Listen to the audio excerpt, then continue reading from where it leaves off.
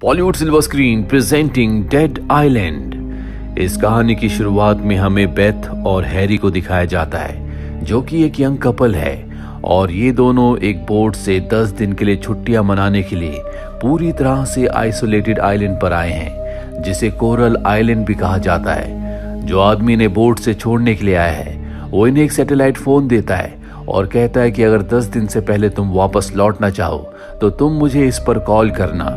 ये कहकर वो आदमी यहाँ से चला जाता है और अब ये दोनों के दोनों यहाँ पर बहुत एंजॉय करते हैं। कुछ देर के बाद इनकी आंख लग जाती है। हैरी जब उठता है तो देखता है कि वहाँ पर छोटे छोटे पैरों के किसी के निशान है। वो बेथ को उठाता है। ये दोनों देखकर हैरान होते हैं क्योंकि यहाँ पर इन दोनों के अलावा कोई नहीं है और अब ये उन पैरों के निशानों का पीछा करते हैं जो जंगल के अंदर जा रहे होते हैं। पर अंदर जाने के बाद वो पैरों के निशान अचानक से गायब हो जाते हैं। ये देखकर ये दोनों हैरान होते हैं और जब इन्हें किसी बात का कोई क्लू नहीं मिलता तो ये इस बात को अवॉइड करके एक बार फिर से आइलैंड को एंजॉय करना शुरू कर देते हैं। रात को ये बॉनफायर करना चाहते हैं, जिसके लिए हैरी अंदर लकड़ियां लेने के लिए जाता है, जहां पर उसे कुछ हड्डियां भी मिलती है, लेकिन वो समझ नहीं पाता कि ये इंसान की हड्डियां हैं या जानवर की। और तभी उसे अपने पीछे से किसी की आहट सुनाई देती है। जब वो पीछे देखता है तो वहां पर कोई नहीं होता। इसके बाद वो लकड़ियां लेकर बेथ के पास आ जाता है। उसके पास हड्डियां भी होती है। वो हड्डियां बेथ को दिखाता है और कहता है कि मुझे नहीं पता कि ये हड्डियां इंसान की है या जानवर की, लेकिन सच तो ये है कि इन दोनों के पास ही इस बात का कोई जवाब नहीं है। अब रात हो जाती है। ये अपने कैंप के अंदर जाते हैं और कुछ देर के बाद इन्हें अजीब सी आवाज आती है जो कि बाहर से आ रही होती है। हैरी देखता है कि बाहर कोई नहीं है, लेकिन वो जल्दी समझ जाता है कि जंगल के अंदर जो पेड़ हैं उन पत्तों की ये आवाज है। इसीलिए रिलैक्स होकर ये सोने के लिए चले जाते हैं। लेकिन आधी रात में एक बार फिर से इन्हें वैसी आवाज आती है, पर अब ये समझ चुके हैं कि हवा के तेज होने की वजह से पत्तों से ये आवाज आ रही है। अगली सुबह दिखाया जाता है कि हैरी पानी में नहा रहा होता है। तभी उसे बेथ आवाज लगाती है और बाहर बुलाती है। बेथ कहती है कि देखो, किसी ने मेरे कपड़े पेड़ पर टांग दिए हैं। इसका मतलब ये है कि हमारे अलावा भी कोई इस आइलैंड पर है। ये दोनों के दोनों जंगल के अंदर जाते हैं, लेकिन बहुत ढूंढने पर भी इन्हें यहाँ पर कोई नहीं मिलता, इसीलिए बाहर वापस आ जाते हैं। जिसके बाद हैरी पानी में मछलियां पकड़ने के लिए जाता है। उसका पैर स्टार फिश के ऊपर पड़ने वाला होता है कि हैरी देख लेता है। उसकी किस्मत अच्छी होती है, क्योंकि अगर स्टार फिश के ऊपर उसका पैर पड़ जाता तो वो हैरी को डंक मार देती, जिससे आधे घंटे में उसकी मृत्यु हो जाती। अब हैरी पानी से बाहर आ जाता है और तभी इन्हें जंगल के अंदर से किसी लड़की के रोने की आवाज आती है। ये दोनों के दोनों जंगल के अंदर जाते हैं। कुछ दूर जाने के बाद इन्हें वहां पर एक केबिन दिखता है जो लॉक्ड होता है। हैरी उसे खोलता है और अंदर जाता है। बेथ भी उसके साथ जाती है, पर जल्दी बेथ वहां से बाहर निकल जाती है। हैरी और अंदर जाता है, जहां पर वो देखता है कि एक बेड है, यानी कि कभी कोई इसके अंदर रहा करता था। हैरी देखता है कि वहां पर दीवारों पर अजीब अजीब से चित्र बने होते हैं, जिसमें एक लड़की भाले से किसी को मार रही होती है। तभी बाहर से बेथ की आवाज आती है। हैरी बाहर जाता वो देखता है कि वहां पर किसी की कब्र है, यानी कि यहाँ पर किसी को दफनाया गया था जिसका नाम कोरल था। इन दोनों को समझ नहीं आता कि ये लड़की यहाँ पर कैसे आई और किसने इसको यहाँ पर दफनाया। ये वापस अपने कैंप में आ जाते हैं और अब बेथ अपने वीडियोस को देखना शुरू कर देती है जो उसने अपने और हैरी के यहाँ इस आइलैंड पर रिकॉर्ड किए थे। तो देखकर उसे बहुत खुशी मिलती है और तभी वो देखती है कि जब ये दोनों के दोनों इंटीमेट हो रहे थे तो इन्हीं के कैमरे से किसी ने इन्हें रिकॉर्ड किया। ये देखकर वो डर जाती है और हैरी से कहती है कि यहाँ पर कुछ ना कुछ गड़बड़ है, हमें यहाँ से जाना चाहिए।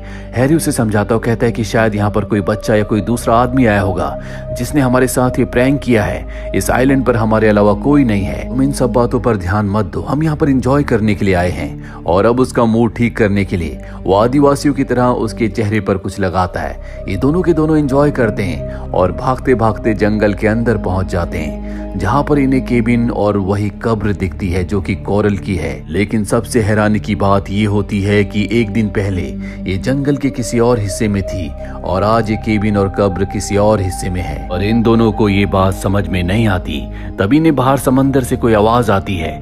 ये बाहर आकर देखते हैं कि वहां पर 2 आदमी गोलियां चलाकर, यानी कि गन से मछलियों को पकड़ रहे हैं। ये उन दोनों को अवॉइड करते हैं और अब हैरी को और बेथ को पूरा यकीन हो चुका है कि इनके अलावा भी यहाँ पर कोई है जो इनसे प्रैंक कर रहा है। रात को ये अपने कैंप के अंदर सो जाते हैं और एक बार फिर से जंगल के अंदर से इन्हें किसी के रोने की आवाज आती है।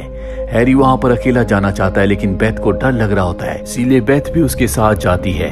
आवाज का पीछा करते करते ये केबिन तक पहुंच जाते हैं। जब ये केबिन के अंदर जाते हैं तो वहां पर कोई नहीं होता, लेकिन इस बार इन्हें वहां पर एक बुक मिलती है जो खुली होती है।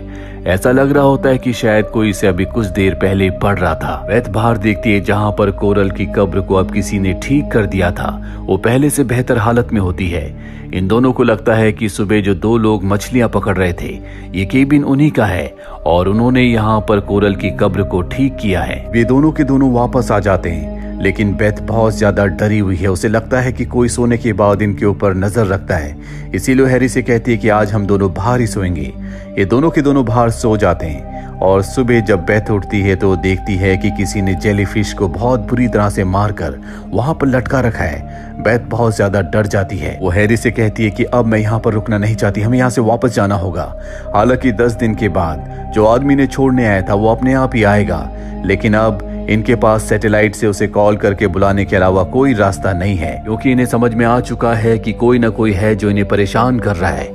हैरी सैटेलाइट फोन अपने सामान में ढूंढता है, लेकिन उसे सैटेलाइट फोन नहीं मिलता। वो समझ जाता है कि एक दिन पहले जो दो लोग समंदर में गन से मछलियां पकड़ रहे थे उन्होंने इनके सैटेलाइट फोन को चुराया है। उनकी बोट अब भी समंदर में है, जिसका मतलब ये है कि वो दोनों अब भी इसी आइलैंड पर है। हैरी कुछ दूर जाकर देखता है कि वो दोनों यहीं पर रुके हुए हैं। उसके साथ बेथ भी होती है। हैरी उनसे मदद मांगता है, लेकिन इन दोनों को इंग्लिश नहीं आती, जिसके बाद इन दोनों में से एक बेथ के साथ बदतमीजी करता है, जिस वजह से हैरी और उसके बीच में हाथापाई हो जाती है और बेथ बीच बचाव करके हैरी को यहाँ से ले जाती है। इन दोनों को समझ में आ चुका है कि सैटेलाइट फोन इन दोनों ने ही चुराया है, और जब वो दोनों के दोनों समंदर में मछलियां पकड़ने के लिए जाते हैं तो हैरी उनका सामान चेक करता है जहां पर उसे सैटेलाइट फोन नहीं मिलता। इसके बाद वो बेथ से कहता है कि मैं इन दोनों की बोट पर जाता हूं जहां पर मैं रेडियो से मदद मंगवा सकता हूं। हैरी उनकी बोट पर जाता है, लेकिन उसकी किस्मत अच्छी नहीं होती क्योंकि रेडियो काम नहीं कर रहा होता। तभी वो दोनों बोट पर आ जाते हैं और हैरी को मारकर बेहोश कर देते हैं। साथ ही आइलैंड में आने के बाद वो बेथ को बंदी बना लेते हैं। अब जब हैरी की रात को नींद खुलती है तो वो देखता है कि उसके सामने बेथ है जिसे बांधा हुआ है। वो खुद भी बंधा हुआ है, इसीलिए वो कुछ नहीं कर सकता। और अब ये दोनों के दोनों बेथ के साथ कुछ गलत करना चाहते हैं, लेकिन इससे पहले कि ये ऐसा कुछ करते जंगल के अंदर से वही अजीब सी आवाज आना शुरू हो जाती है।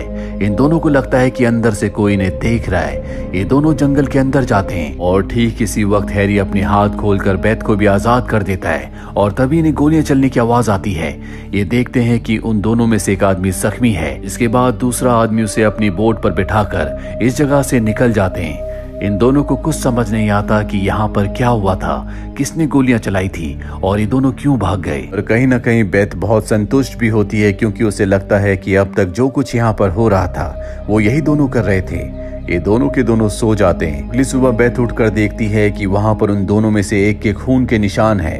वो उन निशानों का पीछा करके उस केबिन तक पहुंच जाती है। जब वो अंदर जाती है तो वहां पर बुक होती है। वो उस बुक को पढ़ती है और अब हैरी भी वहां पर आ जाता है। बेथ हैरी को बताती है कि ये बुक जिन नाम के एक आदमी ने लिखी है, जिसमें उसने लिखा है कि यहाँ पर एक बार कोरल नाम की एक लड़की आई थी जिसे एक सांप ने काट लिया था, जिस वजह से उसकी हालत बहुत ज्यादा खराब हो गई। वो यहीं आइलैंड पर रुके कुछ लोगों से मदद मांगने के लिए गई, लेकिन उन लोगों ने उसकी मदद नहीं की बल्कि उसके साथ गलत काम किया, जिस वजह से उसकी मृत्यु हो गई और तभी से उसकी आत्मा इस पूरे आइलैंड पर भटकती है। बेथ बताती है कि ये बुक जिन ने लिखी थी और ये केबिन भी उसी का है। उसने जो कुछ यहाँ पर एक्सपीरियंस किया था उसने इस बुक में लिख दिया है। हैरी को उसकी बातों पर यकीन नहीं आता, क्योंकि वो इस तरह की बातों पर बिल्कुल यकीन नहीं करता, इसीलिए वो इस जगह से चला जाता है। बेथ यहाँ पर कोरल की कब्र के ऊपर कुछ पत्थर रखती है। वहां पर हमें दिखाया जाता है कि हैरी म्यूजिक सुन रहा है और ठीक उसी वक्त उसके पीछे एक साया आता है, लेकिन जब तक वो पीछे मुड़कर देखता है वो साया वहां से गायब हो जाता है। रात को बेथ हैरी से कहती है कि हमें यहाँ से जाना चाहिए, यहाँ पर कुछ न कुछ गड़बड़ है। मुझे लगता है कि किताब में जो बातें लिखी हैं वो सब कुछ सच है। हैरी कहता है कि अगर किताब में बातें लिखी हैं कि यहाँ पर आने वाले हर आदमी को वो आत्मा मार देती है, तो अब तक हम जिंदा क्यों हैं?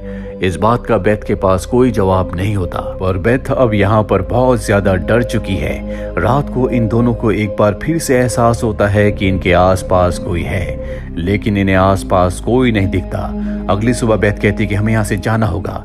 इन दोनों को यहाँ पर 7 दिन बीत चुके हैं और अब हैरी उसकी बात मान जाता है। देखते हैं कि ऊपर से एक प्लेन गुजर रहा है, इसीलिए बहुत सारी लकड़ियां इकट्ठा करके जलाना चाहते हैं ताकि अगर कोई प्लेन गुजरे तो उसे सिग्नल मिल जाए कि यहाँ पर कोई फंसा हुआ है। और जब ये ऐसा कर रहे होते हैं तभी इन्हें सैटेलाइट फोन की रिंग होने की आवाज आती है। हैरी उसका पीछा करते हुए जंगल के अंदर जाता है। जहां वो केबिन के पास पहुंच जाता है उसे समझ में आ जाता है कि केबिन के अंदर ही सैटेलाइट फोन है। वो केबिन के अंदर जाता है और फोन को उठाकर कॉल रिसीव करता है। दूसरी तरफ से किसी लड़की के चीखने चिल्लाने की आवाजें आ रही होती है। ऐसा लगता है कि वो लड़की बहुत ज्यादा दर्द में है। ये सुनकर हैरी डर जाता है और फोन को नीचे फेंक देता है और एक बार फिर से फोन रिंग होता है, जिससे हैरी और भी ज्यादा डर जाता है। और ठीक उसी वक्त उसके पीछे एक लड़की आती है और ये लड़की और कोई नहीं बल्कि कोरल है। यानी कि किताब में जो बातें लिखी थी वो पूरी तरह से सच है। कोरल हैरी को मार देती है, लेकिन इस बारे में बेथ को कुछ नहीं पता। अब भी वो उसका इंतजार कर रही होती है। और जब अंधेरा होने तक हैरी वापस नहीं लौटता तो खुद जंगल के अंदर जाती है। वो कोरल की ग्रेव के पास पहुंचती है जहां पर ऊपर से रेड रंग का कुछ लिक्विड टपक रहा होता है। जब ऊपर देखती है तो वहां पर हैरी को किसी ने मारकर लटका दिया होता है। जिस सदमे को बर्दाश्त नहीं कर पाती और बेहोश हो जाती है। वे जब उसकी आंख खुलती है तो वो देखती है कि कोरल की ग्रेव के ऊपर खून का एक कतरा भी नहीं है, ना ही वहां पर हैरी की बॉडी है। वो भागकर बाहर आ जाती है। अब वो यहाँ से निकलना चाहती है, इसीलिए वो लकड़ियां जलाने की कोशिश करती है ताकि आग के सिग्नल से कोई उसकी मदद के लिए यहाँ पर आ जाए। तभी वो देखती है कि वहां पर किसी की ग्रेव है। वो समझ जाती है कि हो ना हो ये हैरी की ग्रेव है। उसके पास एक और गड्ढा खुदा हुआ होता है जिससे वो समझ जाती है कि ये उसी के लिए है। तभी वो दूर एक साये को देखती है जो पानी के ऊपर खड़ा होता है। वह तो उसकी तरफ भागती है और ठीक उसी वक्त उसका पैर स्टारफिश के ऊपर पड़ जाता है जो उसे डंक मार लेती है, जो कि बहुत ही जहरीला है, जिसका मतलब ये है कि आधे घंटे में उसकी मृत्यु हो जाएगी। और दूर जो साया होता है वो कोरल का होता है जो उसे देख रहा होता है। और अब बेथ को अपनी जिंदगी के आखिरी पलों में वो सभी पल याद आते हैं जो हैरी के साथ उसने इस आइलैंड पर बिताए थे। जल्दी उसकी मृत्यु हो जाती है। अब 10 दिन बीत जाते हैं और वो आदमी जो इन्हें इस आइलैंड पर छोड़ने आया था वो इन्हें लेने के लिए आता। वो देखता है कि इनका सामान तो यहाँ पर है लेकिन हैरी और बेथ कहीं नहीं है, इसीलिए जंगल के अंदर वो इन्हें ढूंढने के लिए जाता है। वो केबिन तक पहुंच जाता है जहां केबिन के अंदर उसे वही बुक मिलती है जिसमें कोरल के बारे में लिखा है। और ठीक उसी पल हमें उसके पीछे एक साये को दिखाया जाता है जो और कोई नहीं बल्कि बेथ होती है, जिसका मतलब ये है कि कोरल की तरह बेथ भी अब इस आइलैंड पर लोगों को मारेगी। हमें दिखाया जाता है कि कोरल और बेथ की कब्र आमने सामने है, मानो इन दोनों ने अपनी एक टीम बना ली हो जो यहाँ पर आने वाले लोगों को अब मारा करेगी। इसी के साथ ये फिल्म, ये कहानी यहीं पर खत्म हो जाती है। उम्मीद करते हैं कि ये कहानी आपको पसंद आई होगी।